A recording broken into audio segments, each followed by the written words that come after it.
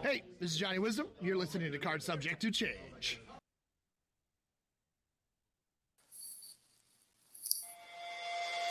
Hello and welcome to a special edition of the Card Subject to Change podcast. We are burning a little midnight oil live here on Facebook and Twitter for the first time broadcasting on the For Frequency's Sake Twitter page per request from our tribal chief. We're going to talk about, we were supposed to have Shane Hollister on, like we said earlier when we went live for a few minutes. Shane was not able to make it due to technical difficulty. We will have him on the show as promised. Just don't know when that's going to be. We'll get him on as soon as possible. But in the meantime, we're here. We're going to talk about our weekend in wrestling. Stripes, how you doing today? I'm doing wonderful, CZ, and I hear that the honorable one had himself an honorable weekend at Dreamwave Wrestling. I had a great weekend a couple weekends ago at Heartbreak SCW Pro out of Iowa. Bluegrass, Illinois. I don't know. Holy cow! I was after the Super Bowl. Both of you. Well, dude, after the Super Bowl and after Dreamwave last night, I'm going through what they call the wrestling hangover. Much better than an alcohol-induced hangover. Wrestling hangover, you're tired, but it's an excited, good tired, and you just witnessed a great show, and you want to just go back and do it again. But that's what makes wrestling great, is the chase of the next show, right? Absolutely, right. I agree. And CZ, if you were wondering, the FBI agents actually they left. They told me I cannot say the big game's name anymore, so they gave me a warning. They gave me a warning this time, and they said don't say it again. So it was very close. The kids were freaking out. I imagine they were. Stripes, you mentioned the FBI. Bring that up a little bit later. I got a story for you, okay? Okay, so sounds good. CZ, let's start off with you, buddy. What kind of goings on did you have down there in the Deep South? Well, I'll get to that in just a second. First of all, we were talking about the big game. I do want to acknowledge our self-proclaimed tribal chief, DJ. He is a Chiefs fan. The Chiefs did win the big game, so I'm sure he is dancing down the hallway of his house right now and having all kinds of good times. And that's right. He's Patrick in bed to getting ready for work. So Patrick, my homeboy, got the MVP award. So yeah, congratulations to the Kansas City Chiefs. I know a lot of Chiefs fans are excited right now. They're probably climbing up the poles in Kansas City and sliding down them. And I'm guessing Philadelphia's probably burning to the ground, but it would have burnt to the ground if they won anyways. So, well, as we've talked about many times over the last few weeks, I am the roving reporter, the Stagger Lee Marshall of the Card Subject to Change podcast. Today I am in Zephyr Hills, Florida, after driving 6 hours earlier this morning. But hold on, do we have little and now we're going to the Stagger Lee Marshall of CSTC podcast, the roving reporter. Okay, I will work on that for next time. I'm in Zephyr Hills looking for General Mills. Okay, I'm sorry. I just had to get that in there. Okay, go on, CZ. I'm sorry. They're great. But last night, and most of last week, I was in Statesboro, Georgia. Got to witness a show in Statesboro. The company was called APW. I will be honest, I thought the show was very unpolished. These are obviously people who are just starting off, or there's a couple of older veterans there, but I enjoyed what I could of the show. It was not what I'm used to, and I'm not trying to disparage APW by any means. I think I'm spoiled by shows like SCW Pro, who are very polished and put together well and have a few more than just 10 people on their roster. Let me ask you this, CZ. Are you planning to go back to this APW pretty soon? At all. Excuse me, at all. I would give it another shot if I were in Statesboro, but I'm pretty sure they are the only players in the game in Statesboro, Georgia. So, Right. See, I would go back. There were some interesting aspects. They had in the crowd Sonny Owens, and Not Sonny Ono. Not Sonny Ono. No. Okay. All right. If you don't know who Sonny Owens is, he was one of the assassins. Nick, I know you know the assassins from you're watching old school NWA and WCW shows. Yep. The highlight for me, though, I was very amused. They have a character named Phil DiCarlo. He is a mob boss. He is part of the coalition, the Cujo coalition. Cujo is their main heel. Who, when Nick saw a picture, Nick, what did you say you thought he looked like when you saw a picture of Cujo? A much more filled out version of El Generico, Sami Zayn's gimmick from the Ring of Honor days, independent days. Wait. Yeah, I can see that. Are you trying to tell me that Sami Zayn was El Generico? That's the rumor, although both have never been seen at the same place at once. So we're not I had heard El Generico went back down to Mexico to help the orphans. That's what I had heard. That was the last. I mean, that was the last that I heard. I don't know. I mean, take it for what it's worth. There was a part of the show where the coalition comes out. Excuse me, I hit the mute cough button for a second there.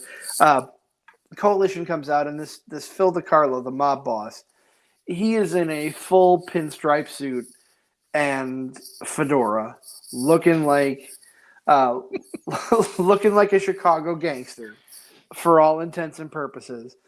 I saw a video of him promoting the show the night before, where he was smoking a cigar and just playing up the mob boss role. When he came out to wrestle, he came out in his fedora with a towel draped over his neck. And I've told both of you guys off air, it kind of reminded me of, like, if you were to take, without the broken arm, if you were to take Cowboy Bob Orton and make him a mafioso, this is who you would get. Can I ask you a question, CZ? I apologize. I apologize that I'm chortling. Did you get to see the new tag team champions, Revolution and Justin Sane? They were not at the show. Oh man, I'm looking at this picture, and I kid you not. Justin Sane looks like a broke Mankind. I'm just throwing it out there. Like I said, I know you don't want to disparage their name, and I get it. But and we're jaded up here in Iowa, and because we have SCW Pro, we have Impact Pro Wrestling, we have numerous well-oiled, capable indie wrestling companies. You know what? I'm just gonna stop. CZ, go right ahead. I'm sorry. I want to say right now, if anybody from APW is listening to the show, I don't know. I didn't get to talk to anybody down there or hype the show at all. But if you found us and you're listening, we are not making fun of you. You guys are putting on the best product you can. No. Chris Sack is not making fun of you. CZ is not making fun of you. Nick Bull is not making fun of you. Stripes is making fun of you. I'm not gonna sugarcoat it. I'm sorry. Maybe I am. Okay. But yeah, I ended up leaving before the main event for reasons that not because of the show. Okay. I was having some issues. I couldn't find a bathroom, and I think it's because it was in the locker room. And if you go to a wrestling show You don't just walk into the locker room. You might, you know. I can't do it.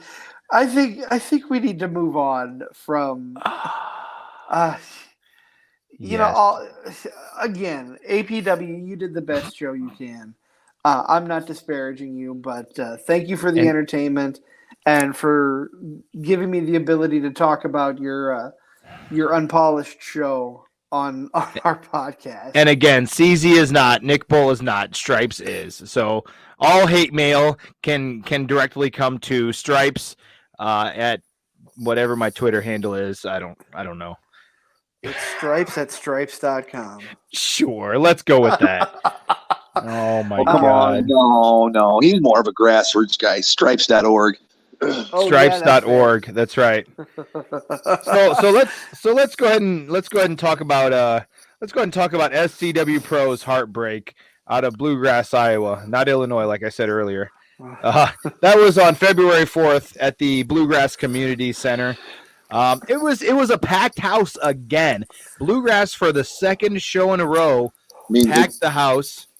This would be the second show at Bluegrass's Community Center of recent, but this would be the first one. Is now the de facto home field of field of SCW Pro. So a very important show. It was a huge show. Now it wasn't. I did talk to Merrick Brave during the show, and I asked if the house was as big as the first show, and he said no, because you got to factor in there it was Latin Thunder's retirement night, so there was kind of a little bit of a mystique in the air. So a little more people came out to that show. For sure. So yeah, absolutely. But there was still standing room only. But it was like I said, it was a packed house, and energy in that place is just phenomenal. We had, let's see, these are no particular order because I just got the results. I only refereed a couple matches, so we're gonna go in just what I have here. We had Augustus Draven and Jay Marsden, which I like to call the Shadow Hunters. If you think about the Hunter, Jay Marsden, and Augustus Draven, I can't take full credit for that because Alex McCarthy was kind of talking in my ear during one of the matches, and he came up with that. So I'm gonna say, Alex McCarthy, thank you for that. I think they should be called the Shadow Hunters. That's a great name. It's a great name for a team. Not a bad. I'm for it. It's got a good name, a little bit of mystique, and it's the blend of the two. I like it. That's right. And they took on Malik Champion and Shane Boucher in a tag team match. They actually got the W there, which was one of the. It was a great match. Hands down, one of the better matches that I've seen Malik Champion and Shane Boucher in. They have great matches. I mean, they're a new tag team together, and it's with Augustus Draven and Jay Marsden, they're also newer tag team than Malik Champion and Shane Boucher. We had the Shug Shane Hollister, the de facto, the not present Shane Hollister. No ill feelings, but he's not here tonight. We're kind of sad technical about issues that. happen. Technical difficulties do happen. The show goes on, right? It does. The show must go on. That's what Vincent Kennedy McMahon says. He defeated primetime James Thomas in a singles competition. It was a good match for primetime James Thomas. I mean, the Shug obviously got the W. Primetime definitely looking good in singles competition against the Shug. I mean, but I got to give Shug credit where credit's due. You put anybody against the Shug and you've got a good match. I mean, Shug just brings the best out of people. I can agree with that. I can definitely agree with that. And this next match, this actually was one match that I did referee. This was Joe Asa defeated Connor Braxton by disqualification.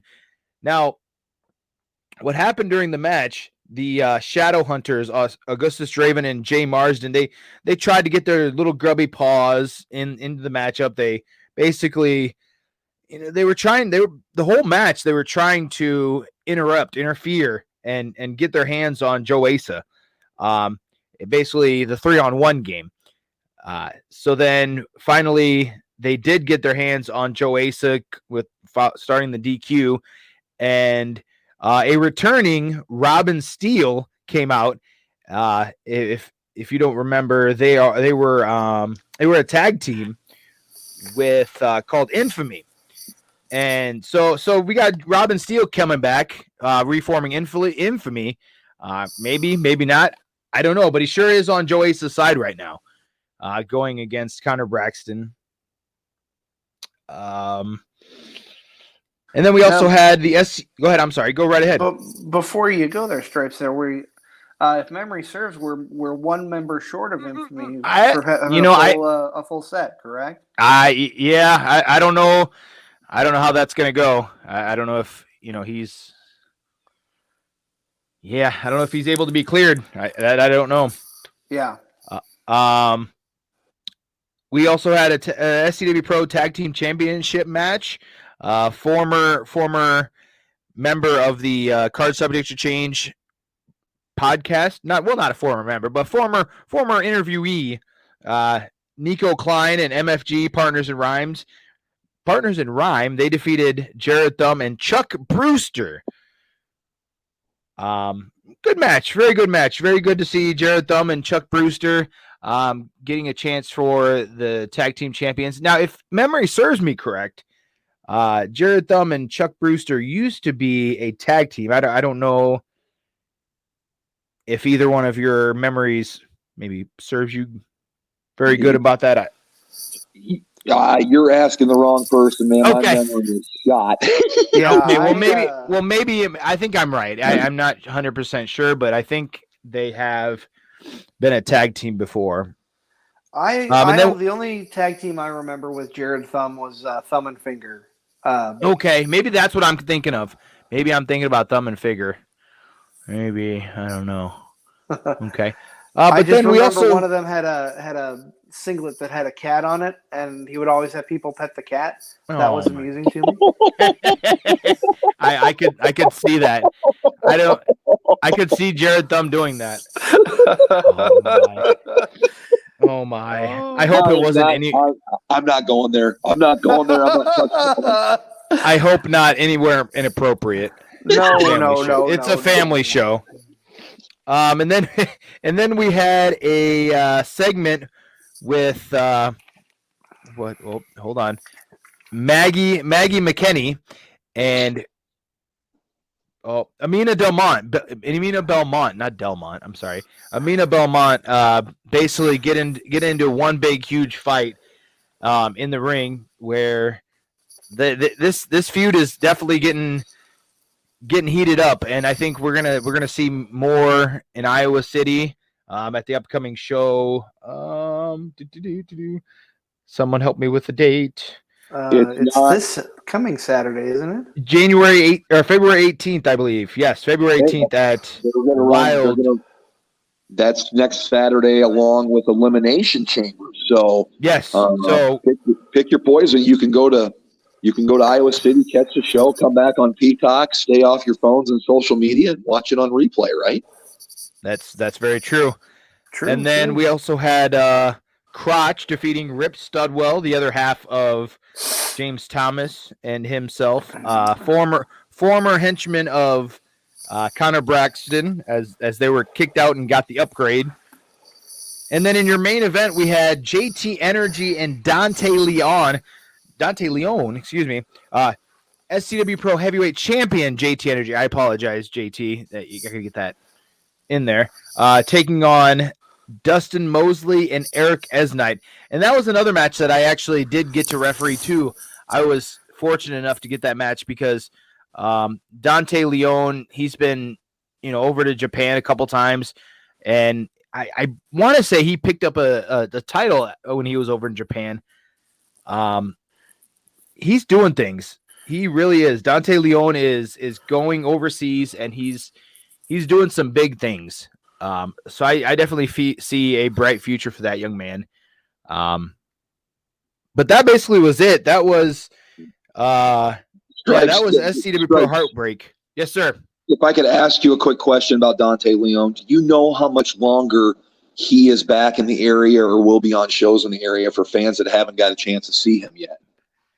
That I'm not 100% sure, but you definitely would have to check out SCW Pro on Facebook to see if any kind of the booking would be anytime recent. I believe he's on this next show coming up. I believe he is on the coming show on Saturday. What?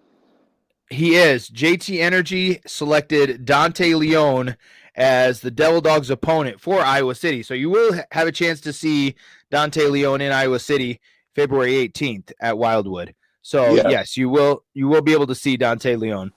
Because what it is the Devil Dog gets to pick JT Energy's opponent, and then JT gets to pick Devil Dog's opponent. Correct.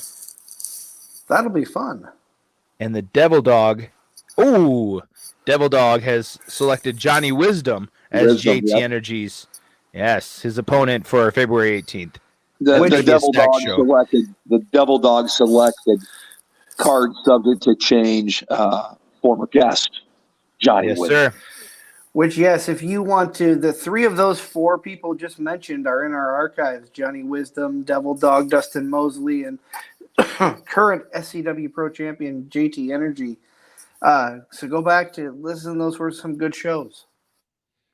And really quickly here, another huge announcement. Returning to singles competition action at Hawkamania Lovesick is going to be none other than the frontman, Jossie, taking on the God's favorite son, Eric Esnite. That's going to be an interesting match. Oh, for sure. Jossie coming back once again. He had been to an Iowa City show earlier this year, an earlier Hawkamania. I believe that was back in January. So good to see him back in the area again. If you haven't had a chance to see Jossie, get out there and see him. It was a good show last time, and I'm sure he's going to put on another good match. Jossie is another person. Jossie is another person to look for because he is blowing up everywhere. I mean, that man is talented on the mic, not only on the mic and in the ring both.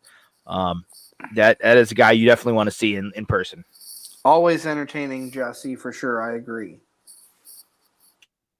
So, Nick, you've had I know you had an adventurous night last night as well, just like I did, only yours was probably a little more on the upbeat side than mine was. But before we get to that, let's take we're only going to take one break today because Nick's going to wrap things up. But let's toss to a quick break, and then we'll hear from Nick. Part of the For Frequency's Sake podcast network. You're listening to Cards Subject to Change with the fabulous Freebirds of podcasting, Chris Stripes Angle, the Honorable Nick Bull, and the Wizard CZ, bringing you the best podcast wrestling action in the Quad Cities. Thank you for listening, and be sure to check out the forfrequencysake.com for our archives and other great podcasting content.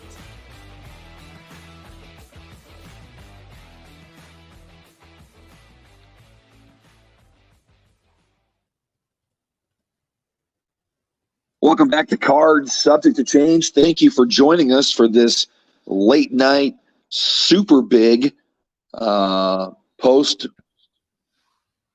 big game show, right? Is that what we're naming this show? I think that's what we're calling it, the post big game. Yes. Something like that. Glad you could join us. Joining me, the Honorable One Nick Bull. We have Stripes, Stripes Chris Angle, and then we have the Wizard CZ. Yo. Fellas. I'm going to be honest. I felt really bad when I was talking to CZ this morning when he shared his experience, his wrestling experience last night. And I told him, I said, I don't know. I might not be able to go on. I lost my voice. And I witnessed a fantastic show. If the audience or anybody out there that's been listening or watching have thought about going to a Dreamwave wrestling show, and haven't pulled the trigger on it yet, please do so. You will not regret it. Last night was my first time going to a Dreamwave show. Name of the show was Out with the In Crowd. The show was at LaSalle last night. Fantastic show. They brought in some big names for last night's show. Of course, Hacksaw Jim Duggan was brought in for the fans. Shane Douglas was there. Raven, Alexander Hammerstone, the MLW champion, former NWA champion Nick Aldis was there. Current Ring of Honor star, former WWE star Mike Bennett was there. And then the big draw for the crowd was current AAA mega champion El Hijo del Vikingo was also there. So a really packed and fun card. My summation of Dreamwave was they know how to run a tight ship. Things moved. They do. The card moved. The in-between stuff was limited. The card continued to move. It was a really run well thing. Of course, the big thing was going and doing the meet and greets before and getting the access and that. I'm telling you, if you ever have a concern over long lines or anything like that, they handle everything top notch there. If you're in line, stuff's gonna get signed, and that's they run a tip top shape organization when it comes to that, in my opinion. Ran into Tim Regal at the show. If we're talking local wrestling fans, and bumped into the double dog himself, Dustin Mosley. And then I did see primetime James Thomas, but I never got close enough to him. I could see him across the way. But I guesstimate between 500 and 600 people at the show. I know CZ said he saw me last night on the feed of the show. Luckily, we were hard camera side somehow, some way, and a lot of the action landed in our lap. I know CZ was able to see some of that action, but absolutely. I'm 42 years old, going to be 43 at the end of April, and I've seen a lot of things in wrestling, right? And there's not a lot of stuff you haven't seen or stuff that maybe moves the needle a little bit that never did before. And I had one of those nights last night, seeing meeting El Hijo del Vikingo, seeing how cool the dude he really is for speaking very limited English, and then going out there and putting on a match of stuff I've never seen before. He was in a 4-way match for the Dreamwave Alternative title, which is currently held by Gringo Loco. Gringo Loco has got some exposure on the GCW level of things. Black Taurus was also in the match, and for the life of me, I can't remember the third. It was just a phenomenal match. I plan on posting some stuff to the show page. CZ and I talked earlier. We wanted to wait till after the Hollister show aired, so we didn't take away from that. But the plans change on this show, and I'll post some pictures here after the show tonight of some of the stars I met, some pictures I got, matches on the card. Nick Aldis and Mike Bennett put on an absolute wrestling tutorial. Mat wrestling, good counter wrestling. Mike Bennett had a nice touching tribute to Jay Briscoe after the match, which was cool. If you were an ECW fan, I've got a picture to post for you. What if I told you that Raven, Tommy Dreamer, and Shane Douglas were all in the same ring last night together? Tommy Dreamer wasn't announced for the show. He was a big surprise. So seeing all three of those guys in the ring together was a really cool moment. And there was also another ECW original on the show. Little Guido participated in a 6-man match. And Little Guido can still go and looks really good. I don't know his age. Looks really good. And you want to talk about specimens, guys. You get a chance to go online. I know MLW puts a lot of stuff on YouTube. Check out Alexander Hammerstone. The guy is an absolute specimen, but as big and jacked as he is a really cool guy. My major mark-out moment of the night, though, I told CZ this morning, was meeting El Vikingo and seeing the AAA Mega Belt and seeing that he was letting fans pose with it. And when I walked up to him, he put it on my shoulder. And That's I'm like, awesome. dude, this is the biggest star in Mexico with their biggest belt, and he's putting it on my shoulder for a picture. I'm never going to be that close to the belt again, right? So Yeah. kind of a cool-ass moment.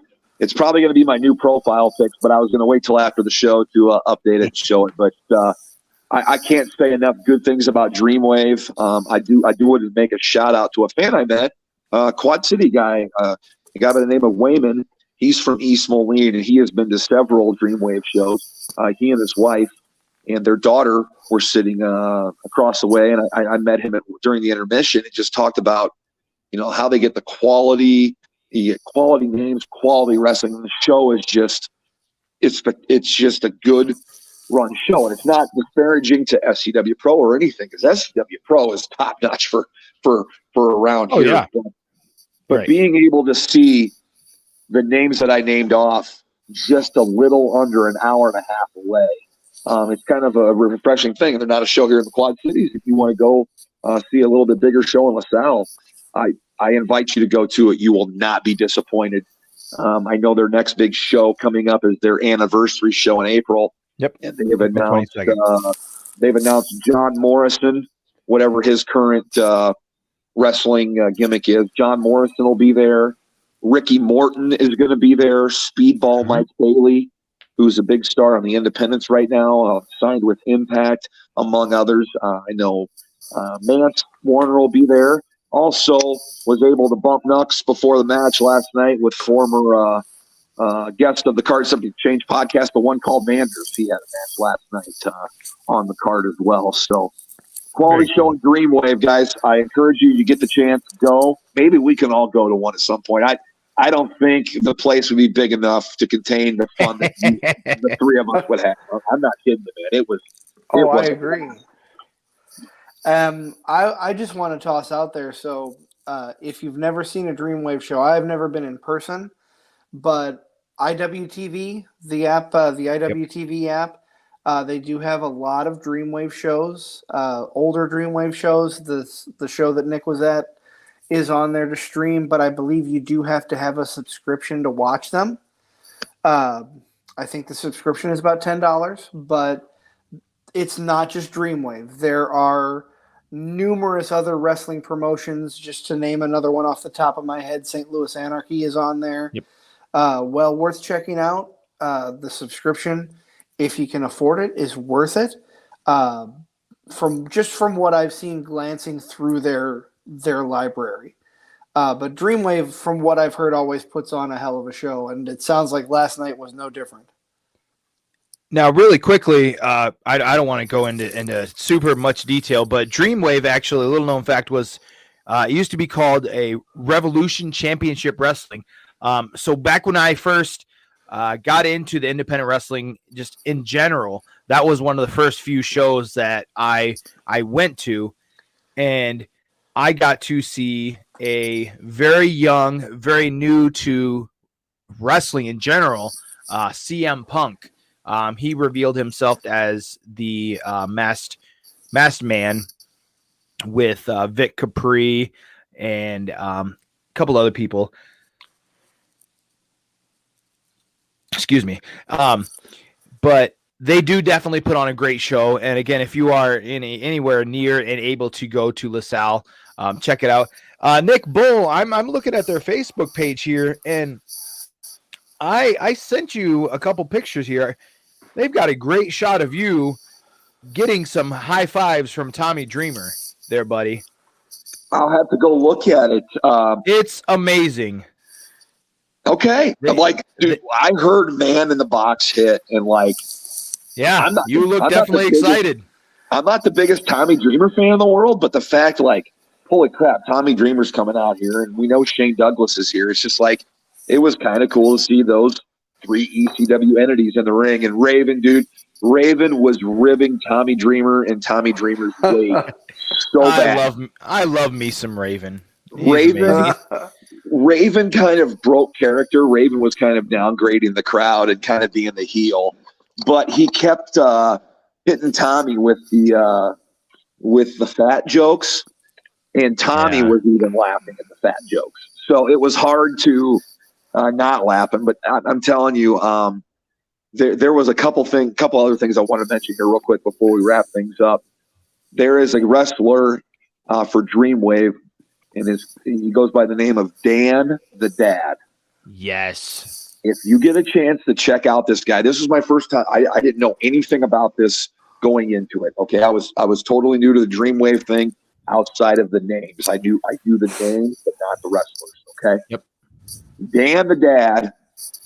I'll say Dan is probably 6'2", probably 190 to 200, put together real well. And he wrestles in really short khaki pants with a belt, white dark socks, brown belt. A dark brown belt, yep. High white socks with white New Balances, a collared T-shirt that is collared shirt that's tucked in, well-combed hair, and he is the first wrestler I have ever seen that I can think of that wrestles with glasses on. Not spiked Dudley glasses, but glasses with frames and lenses in them. And I'm telling you, he took on Eric Cannon. Yeah. And they had the toughest spot of the whole show, guys. Were they the opener? No, they followed the 4-man match with Ringo Loco and Hijo Del Vikingo.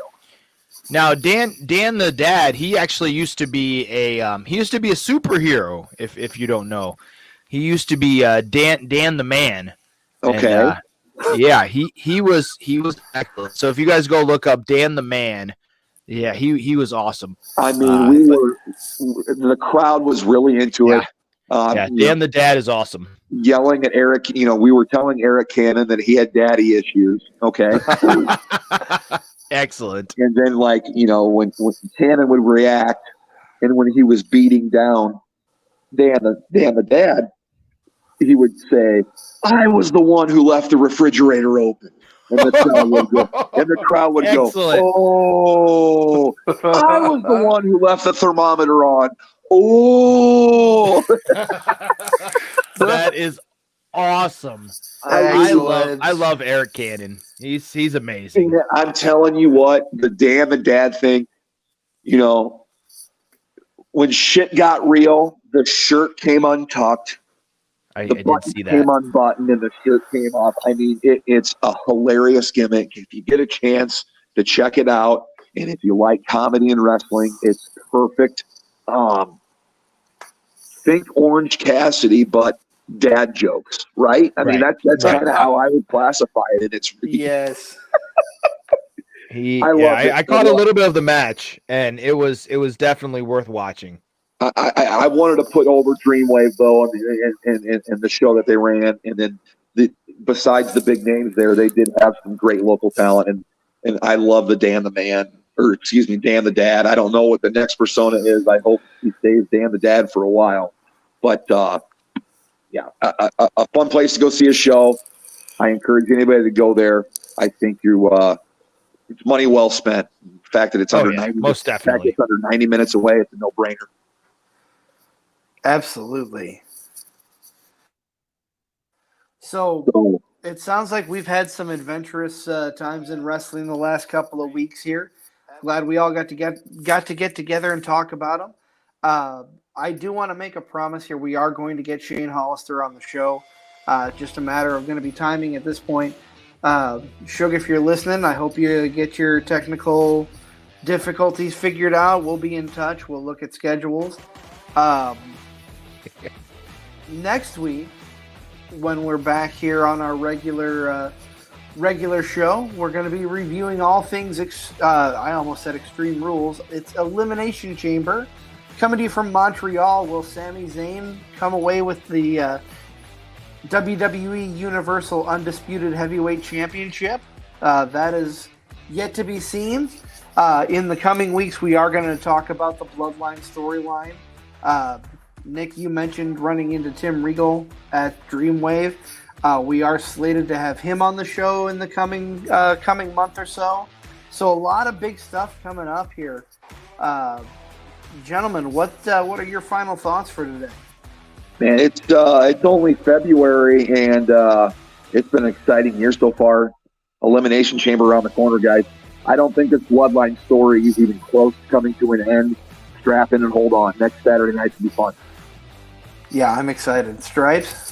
And I gotta say, not only is it going to be an exciting time for wrestling, but we've got some things working here for Card Subject to Change. Big things, like I alluded to earlier, big things in the works. Definitely not gonna spill any beans until the ink is dried on the contracts, but no keep it tuned to our spoilers Facebook here. page. No spoilers. It's definitely something that you're going to want to keep an eye on. Card Subject to Change. CZ, I want to say thank you again. Tonight was fun. Honorable one. Again, thank you for the Dreamwave update. Yeah, gentlemen, I've had a lot of fun talking all things wrestling like you usually do. Stay tuned for updates on when we're going to get the Shug on the show. Next week, Extreme Rules, and we will see you. We will see you next time. You guys all have a great rest of your day, and thank you for listening. Yeah.